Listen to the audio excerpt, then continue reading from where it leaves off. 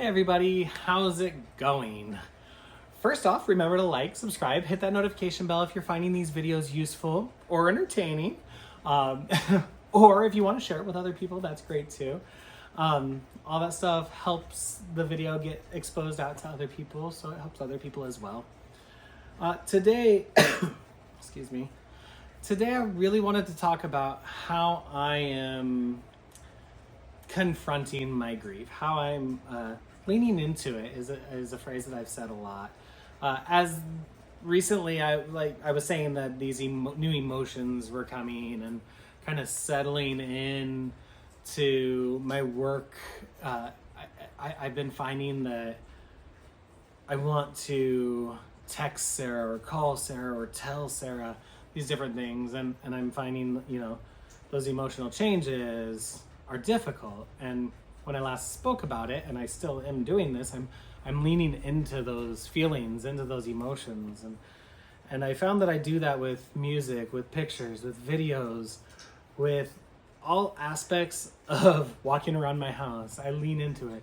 With Rayla especially, I have to lean into all of the challenges around grief with Rayla and the kids. And so it's been difficult, but as I'm leaning into it, I'm finding my life is becoming more what it should be. So I kind of wanted to talk about that, and I found a new comparison while we were at Disneyland that I wanted to discuss because it's kind of interesting, my perspective on grief and how it actually kind of compares to how I deal with fear as well.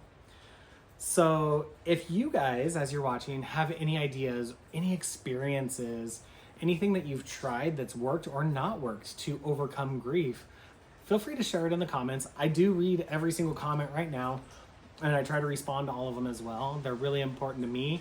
We're not looking at these as advice. They are experiences, and your experiences, my experiences, help each other to grow and get through these hard times that we're going through. So please share those, and hopefully we'll have a lot of good feedback and conversations about this topic.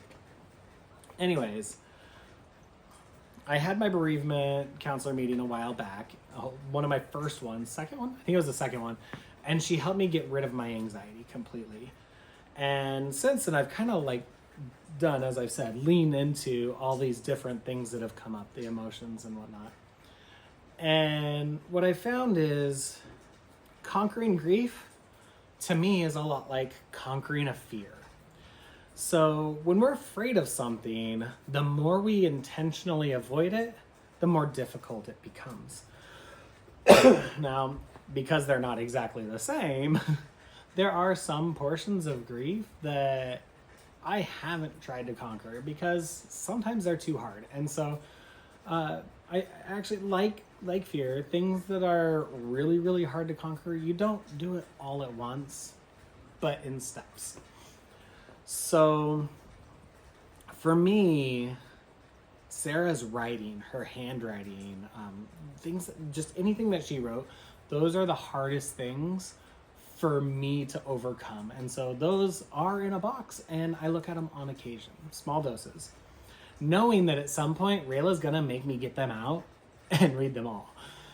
But music is a really good example of something that Sarah loved and I loved and we enjoyed together, and a lot of different types of music. So I can't escape it to begin with, but I've also embraced it. I found myself walking, just going on a walk, and I was walking back up a hill on my way home, and it was dark, and My Immortal by Evanescence came on, and I dropped to my knees and I cried. And what felt like years was really just moments. And when I got up and the song ended and my tears slowed, I played the song again and again and again. And I found with that the more I played it, the more I pushed through the sadness that came with that song, and the more I found, one, myself in the song, but two, Sarah liked that song too. And so I was able to kind of break through the sadness and into those positive memories that we made listening to Evanescence. And so I started listening to the whole album and more and more and over and over and over until I wasn't numb to it, but until it didn't hurt and it felt good. So I went through the hard part and into that positive experience where I could think about it and feel it without it feeling like I was getting punched in the heart. Fears are similar, but fears are one of those things, like, so grief we get, and it's traumatic. Fears can kind of be irrational sometimes too, but with fears and grief, if you aren't intentionally trying to overcome it and you get burdened with a lot of whatever that fear is, you are traumatized, making it harder and harder to get over. So if you are afraid of spiders and then all of a sudden you have a bunch of baby spiders crawling all over you, that's traumatic. It's going to make it more difficult. But if you're afraid of spiders and you go to the zoo and in a controlled environment and you're willing to put your hand out where that zookeeper has a tarantula and they put the tarantula on you and it crawls around and they take it and you pull away and, you know, you've got your hot sweats and you're still feeling anxious about it, but you did it. And then you do that again and again and again. And eventually we overcome our fears. Some fears take longer than others.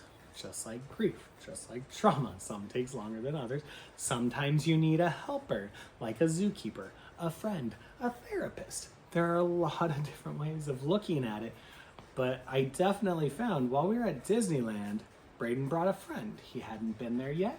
And so there was obviously anxiety about some of the bigger thrill rides. Started off with one of the smaller rides and took off, and we did all of the rides over and over and over again. Some of the scariest ones. And so it was just overcoming a fear, and he leaned into it. That kiddo leaned into one ride, and then the next, and then the next, and then the next. And, you know, we talk about grief like ocean waves, riding the wave, right? Or roller coasters. And it's funny because that's how it is. But if we intentionally try to lean into it, maybe try to heal, try to overcome whatever that hurt is, I have found that when I do that, it makes those things more enjoyable. Pictures, videos, Sarah singing, music of all sorts, especially musicals. All of those things now sometimes catch me off guard and make me a little sad, but none of them drop me to my knees. And all of them I now look at or hear or feel fondly. And when I go back to those memories that surround those different things, that music or the movies or the videos or things that Sarah said, like as I go back to them, I feel happier with them. I feel like I'm smiling, like I'm with those memories in a positive way. And that's kind of what I'm hoping for other people that are watching this video, that maybe this will help you be able to start to look at some of those pieces of grief and lean into them, even as it changes, because it's gonna change and things will be hard again or easier, or it's gonna be that wave, it's gonna be that roller coaster. Things aren't the same and they won't be the same. And I think as we move forward in our lives, I know that if our roles were reversed, I would want Sarah to live the happiest possible life. And I would want the kids to live their happiest possible life. And what I'm finding for me and my family is as we lean into our grief, as we lean into the sad things or the things that trigger us and conquer them, we're able to be happier. We're able to live that life that we always wanted to. And I think that's it. So hopefully you guys will be able to lean into it as well. And it doesn't matter if you are, you know, one day into grieving, 365 days, 10 years. We're always going to find things that we can lean into so we can feel happier in the long run.